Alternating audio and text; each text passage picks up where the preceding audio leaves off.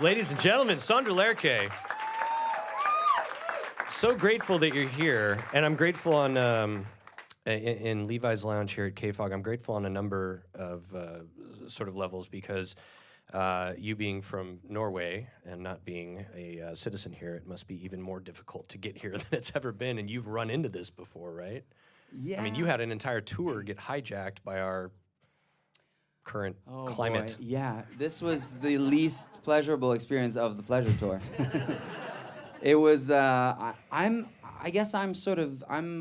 have a green card, so I've stopped running into trouble. I thought getting that green card was very tricky, but what happened was because I have a green card, it's harder for me to bring some of my Norwegian players to America.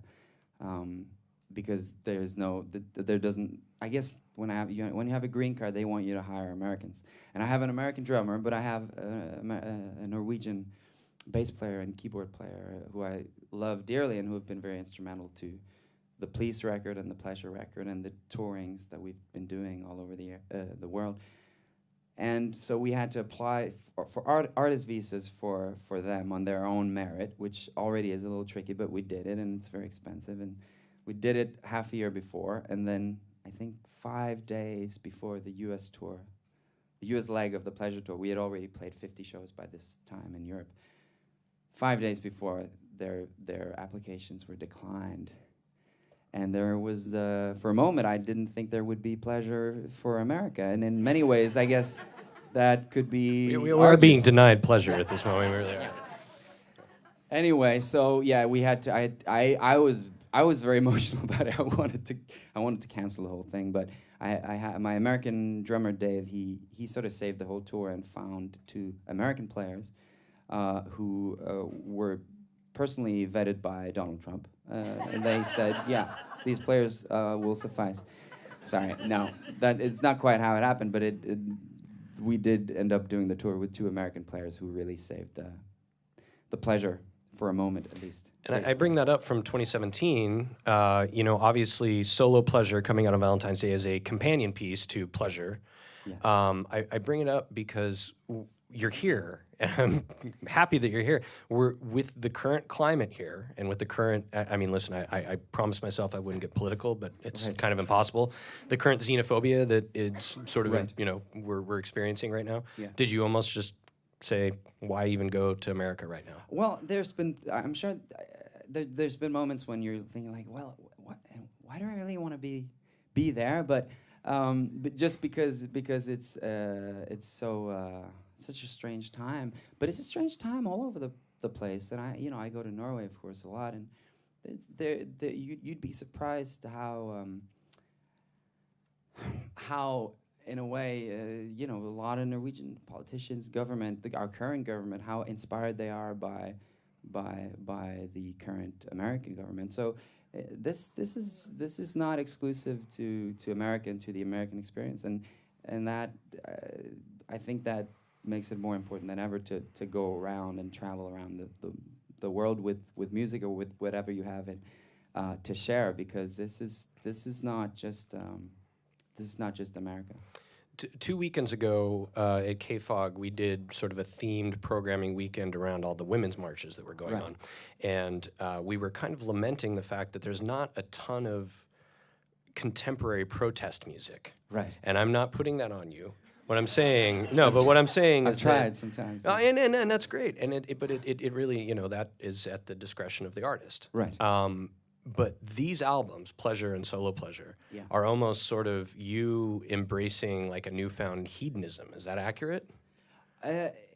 Yeah, I guess the Pleasure album, the first incarnation, and I love the idea that somebody might hear Solo Pleasure and have no idea about where the other album, and they do stand alone also, but.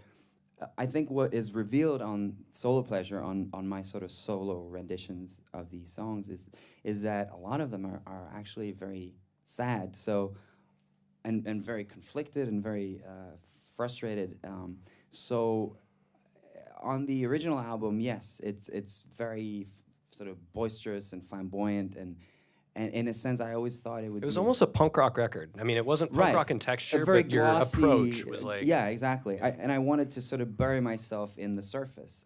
You know, it's a record that of a state of mind where you're afraid of really getting too deep into anything. So you're always on the move. You're not really looking backwards. You're not really looking forwards. And it's a state of mind that's entertaining and fun for a while, but it's no place to live. And I think the record knows, and the songs know. And so when I perform the song solo, like now, or like on the Solo Pleasure record, I think it is sort of revealed that it's not actually that fun. You know, it's a very strange sort of it's a transformational time. You know. Is it cathartic at least? Oh, I would hope so. Yeah, that's. I don't know, but I hope so. I would hope that. That's sort of. I'm holding out a hope that is what it is. Yeah. Because that's kind of where we find ourselves, many of us here in the community. Exactly. You know, in the KFOG community especially, is like, it's not. I don't know if we can manufacture fun at this juncture, but we can at least find, you know, community and catharsis. Exactly. I felt, especially when we were touring America, and you know, with the relative challenges that I faced, which are so, you know, nothing compared to challenges and the real implications that the terrible leadership actually has on millions of people every day. I felt, at least when we were on the tour, and the Pleasure Tour, it's called the Pleasure Tour, God damn it, you know. When I found myself on that tour, and every night our goal is, you know, no matter where we start, our goal is that in the end I will feel that it's justified that I take off my shirt and I jump into the crowd and I dance and we party, you know. And somehow you have to, you can't force that kind of stuff because it looks crazy and stupid and creepy, but somehow you also have to just have a little bit of willpower to sort of like, you know what, we need this. We need a little bit of fun, and I want people to have, if it's just 5 minutes where they forget themselves or forget the you know, anything, whether it be political or not, that's the moment I wanted to provide on that tour for myself and for the audience. So I found, you know, just breaking down the barriers between the stage and the audience is like this? Yeah, this is Do you want to take off your shirt now? I want to live here. You know, you never know, but you've only given me 4 songs, and I'll give you as much as you like. Okay. I was being mindful of your time. Because usually I needed like 70 minutes, you know? Some nights, on Saturday nights, sometimes I could do it in 50 before I took off the shirt and I jumped into the crowd. But on a Saturday at noon, I may need more than 4 songs. Yeah, we'll see. Well, Worse things have happened. And I didn't mean to pigeonhole you with the question about activism, because you're right. We need fellowship in hedonism and happiness and fun right now too. I mean, that's what we're trying to be. Is we're like a reliably bright place in an otherwise post-apocalyptic wasteland. Exactly. And you. Dancing with people is so wonderful, you know. And people dancing together, you know, at a show. No matter where you came from or where you're going, and also, you know, I think the unity between artist and audience is such a beautiful symbol, you know, of unity, I guess. Like the fact that you know, if you have a stage, jump off it and get into the crowd, you know, and we were often I was just sharing like sweaty embraces and hugs, and it was a beautiful. So you're going back to your punk rock roots. Exactly. Exactly. Yeah. Growing up with, you know, Andy Williams and Burt Bacharach, you know, punk rock. I didn't mean to diminish your capacity as a crooner, obviously. Oh, please, no. I'm a punk rock crooner. That's what I am. So, final question, and I think this is of interest.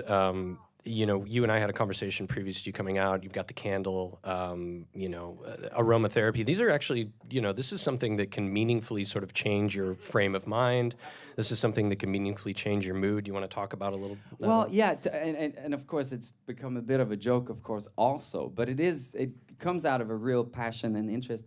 When I was writing what became an album called Please, I was, I write at home. I sit.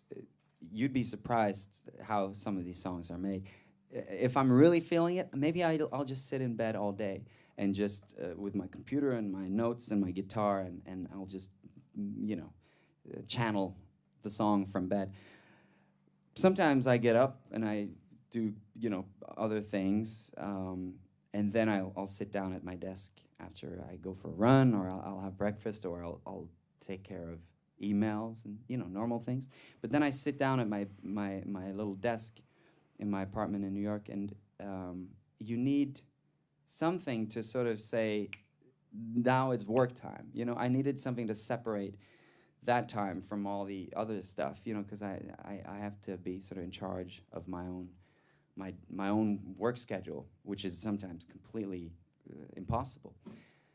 So then I light a candle, and when the candle is lit, I have to be working. Then I have to focus, be diligent, and don't go on the internet, and don't. Sometimes it's so much easier to think of a really stupid tweet, and then you get instant oh, people liked it. Funny. As long as it's not at the expense of a song. At the expense of a song, which takes years and years sometimes for and some. I'm gonna play a song later that I started writing in 2007. I started writing that song, and it only came out on the Pleasure album and Solo Pleasure, 10 years later, and so it takes so much. It takes a lot of staying focused, and I find that lighting a scented candle can help you focus. In America, we have Adderall. You have candles. Yeah. And I think that your means of doing this is much more healthy. So with that in mind, the candle is lit. It's go time. Ladies and gentlemen, Sondre Lerche here. Levi's Lounge at KFOG. Thank you, sir.